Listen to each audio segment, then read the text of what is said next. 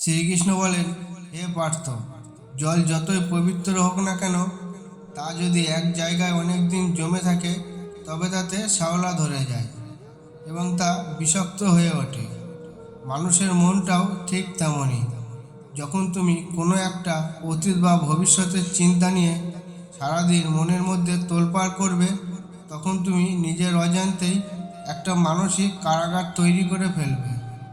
যা ঘটে গেছে তা তুমি বদলাতে পারবে না, আর যা ঘটতে চলেছে তা তোমার নিয়ন্ত্রণে নেই। তবে কেন আজকের এই সুন্দর দিনটাকে চিন্তার আগুনে পুড়িয়ে ছাই করছো? কর্ম করো পার্থ, আর ফল আমার হাতে ছেড়ে দিয়ে শান্তিতে বাঁচতে শেখো। অতিরিক্ত চিন্তা সমস্যার সমাধান করে না, বরং মানুষের ভেতরের মানসিক শান্তি ও শক্তিকে কেড়ে নেয়। প্রতিটি পরিস্থিতি তোমার জীবনে শুধুমাত্র কিছু সময়ের জন্য থাকবে, তাই যখন ভালো সময় আসবে তখন ওই সময়ে সম্পূর্ণরূপে আনন্দ লাভ করো। আর যখন খারাপ সময় আসবে তখন মনে রেখো, ঈশ্বর তোমার সঙ্গে আছেন। তিনি তোমাকে জীবনে চলার পথ দেখাবে। ভালোবাসা বুদ্ধিকে স্থির করে, ধৈর্য মনকে স্থির করে, প্রেম হৃদয়কে স্থির করে, সমর্পণ শরীরের আবেগকে শান্ত করে শরীরকে স্থির করে, ন্যায় আত্মাকে স্থির করে। মন, বুদ্ধি, হৃদয়, শরীর ও আত্মা, এই পাঁচটি ধর্মের আধার যখন শান্ত ও স্থির হয়ে যায় তখন মানুষ করুণায় ভরে যায়, আর তখন তাকে ধর্ম বলে। কর্মফল থেকে কেউ মুক্তি পায় না।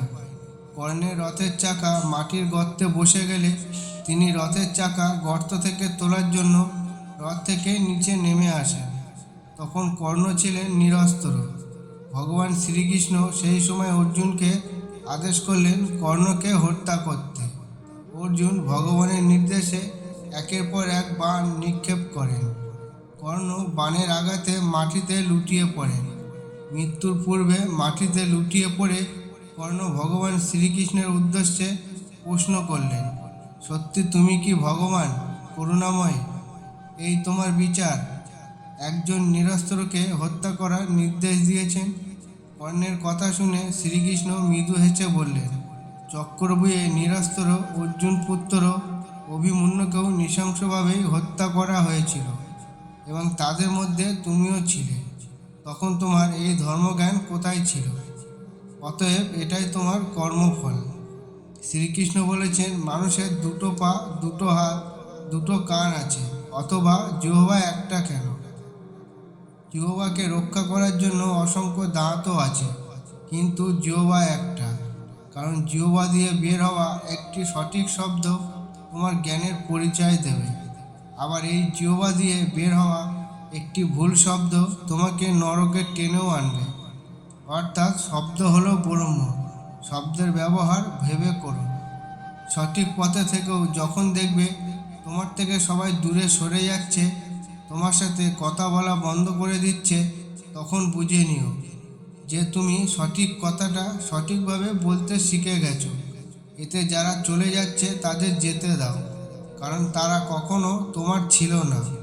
নিজেকে পরিবর্তন করতে হলে ভালো সংস্কার নিজেকে তৈরি করতে হয়। তার জন্য অনেক কিছু ত্যাগ করতে হয়। লোকে মনুষ্যরূপী জীব কি বলল তাতে কি যায় আসে? নিজের বিবেকের কাছে নিজে ঠিক থাকলেই হলো। দুষ্ট বলদের চেয়ে শূন্য গোয়াল অনেক ভালো। জীবনে ভালো আর মন্দ দুটোই বিরাজমান। জীবনের গতি কারোর ইচ্ছায় চলে না, তাই খারাপ সময় এলে ধৈর্য ধরা উচিত। মনে রাখবেন, ভগবান শ্রীকৃষ্ণ কথাই বলেছেন, জীবনে যা হয় তা ভালোর জন্যই হয়।